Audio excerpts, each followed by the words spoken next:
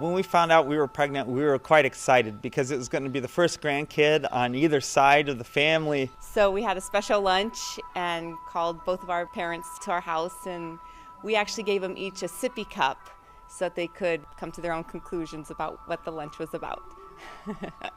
We did want to have our children here on the mission field because one of the big advantages is that they get dual citizenship, which makes it wonderful for when they become missionaries. They can go wherever they need to go, and it makes it much easier.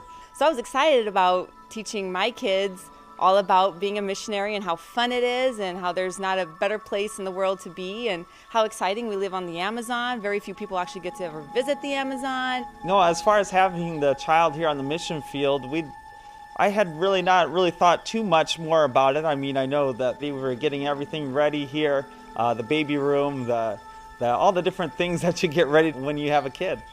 Well, I started to go into labor in the middle of the night, which I think everyone always goes in the middle of the night. So I called my mom, and she was going to actually be in the delivery room with me because my husband, if he thinks he sees blood, he'll pass out.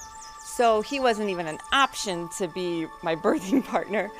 Well, we went to the hospital. I spent the night in labor, and the doctor came in and said, "Oh, Ruth, you're not dilating, so if you don't dilate by 6 a.m., we're just going to plan a C-section." Well, come 6 a.m., my mom calls Nate, calls my dad, calls my in-laws, and says, "Oh, Ruth's going to go into surgery. They're going to deliver this baby, so in a couple hours, we'll have our first granddaughter."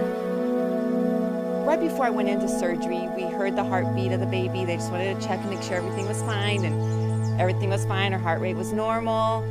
So they wheeled me in. My mom was like, "Oh, okay, they're cutting the last layer. Here comes the baby."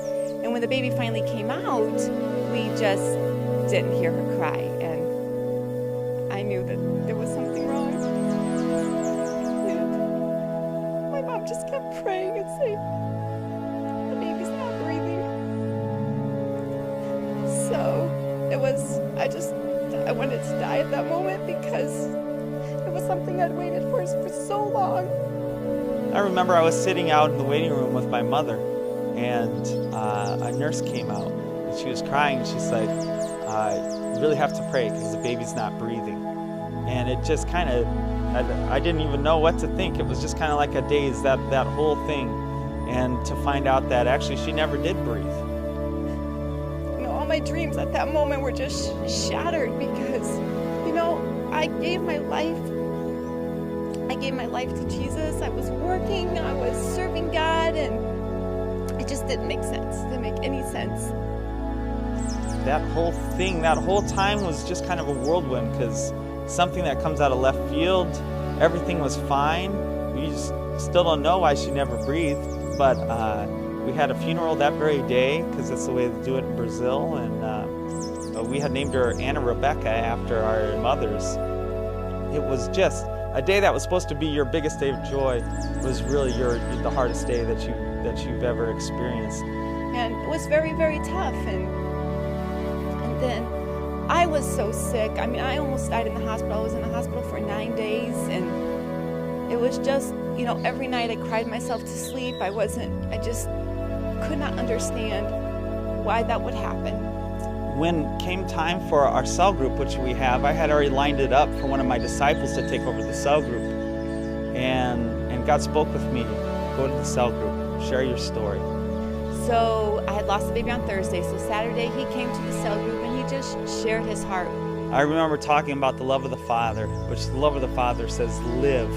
And there was visitors there that night. And through our pain, really, God used it to win them for the Lord. And really, some of the first people we won for the Lord in Brazil was right after we lost our daughter. During the next couple months, and it was very, very tough. Every time I saw a baby, it just made me cry. I didn't want to hold babies. I didn't want to look at babies. But I just, had to cling to God and just know that He was my strength and He was going to get me through each day. And, I had to rejoice in the Lord always. The sense we really had is that we were walking through a pretty place, but nothing spectacular. And we came to the edge of a really big desert. And it was a desert we had to cross.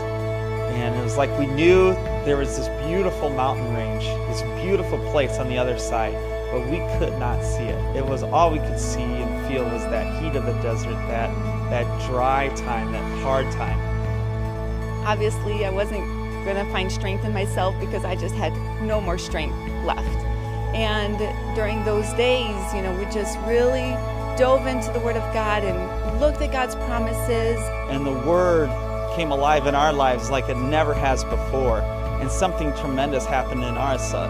We went to a level of faith that we had never experienced before, and a level of joy that we had never experienced before. And now we really feel like, after all that's happened in our lives, that we've reached that beautiful mountain range and we're starting to climb it now. And we don't even know how high that mountain range is and how beautiful it will be once we get to the top. But we know it's even greater than anything that we've passed through so far. So the day that Anna Rebecca died, in my mom's yard, she had a flower that bloomed for the first time, and it came up with 2 blossoms. So in a way, the ongoing joke was, oh, Ruth, this flower gave 2 blossoms, your next kids are going to be twins. So, we just kind of all laughed about it. Well, wouldn't you know?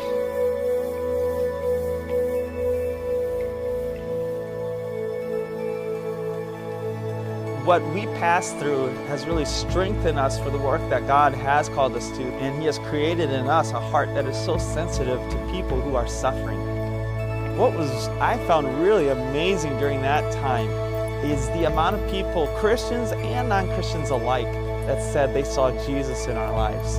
They came to comfort us, and we heard testimonies of people that went away and they were comforted, and they saw that there is a hope for those who have Christ. It really is a testimony to God's grace in our lives at that time, to His glory, what He was doing, how He was using our lives, our story in a time of most suffering to impact the lives of others. And from then on, Nate's been able to really share our story around the country, and I've been able to share with people that have lost kids. So even through our hardship, God is being glorified and people are coming to know Christ. And we may have lost a daughter, but we're going to gain tons of spiritual kids through all this. And someday in eternity, we'll see our daughter, plus we'll see all these people that have come to know the Lord through our story.